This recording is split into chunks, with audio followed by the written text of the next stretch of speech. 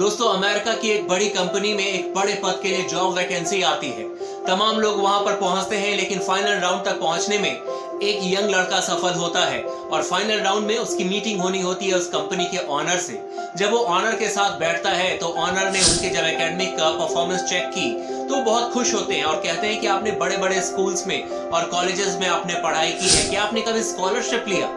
लड़का कहता है, जी नहीं सर, मैंने कभी स्कॉलरशिप नहीं लिया। फिर जो बॉस होते हैं उन्होंने कहा कि क्या आपके पापा इस स्कूल और कॉलेज का फीस पे करते थे? लड़का ने कहा कि जी नहीं सर, जब मैं 1 साल का था तभी मेरे पापा इस दुनिया से चल बसे थे, तो मेरी मम्मी ही मेरे स्कूल और कॉलेज का फीस पे करती है। फिर ऑनर ने कहा कि क्या आपकी मम्मी किसी मल्टीनेशनल कंपनी में काम करती है?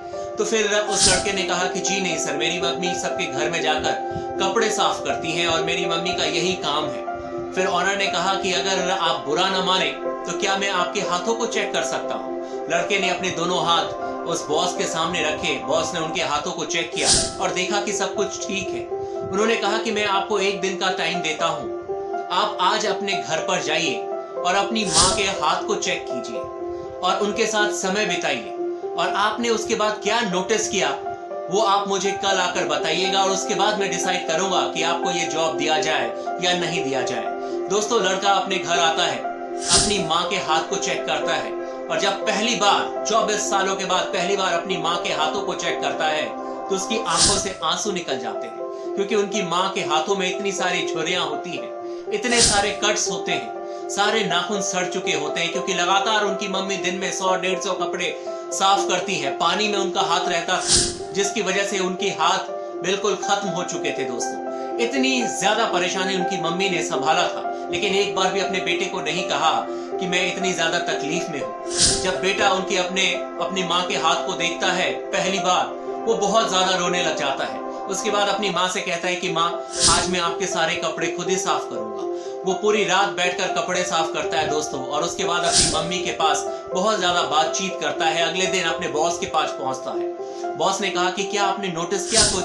लड़का रोने लग जाता है। वो कहता है, सर कि मैंने 2 चीजें नोटिस की है, एक वैल्यू और दूसरा एप्रिशिएशन, क्योंकि आज मैं जिस पोजीशन पर हूँ उसके पीछे मेरी माँ ने कितनी ज्यादा मेहनत की है। आज मैंने पहली बार इस चीज को समझा है। जब मैंने अपनी माँ के हाथ को देखा तब मुझे एहसास हुआ कि उनके हाथ सड़ चुके थे, उनके नाखून सड़ चुके थे, हाथों में इतनी ज्यादा इंजरीज थी, चोट लगी थी, लेकिन मेरी माँ ने कभी मुझसे कुछ नहीं कहा। वो चुपचाप मुझे कहती थी कि तुझे सिर्फ एजुकेशन पर कंसंट्रेट करना है, बाकी काम मैं खुद करूंगी। पहली बार मैंने ये वैल्यू और एप्रिशिएशन 2 चीजें सीखी है। बॉस कहते हैं कि मुझे भी एक ऐसे ही मैनेजर की तलाश थी जो कि 2 चीजें समझे।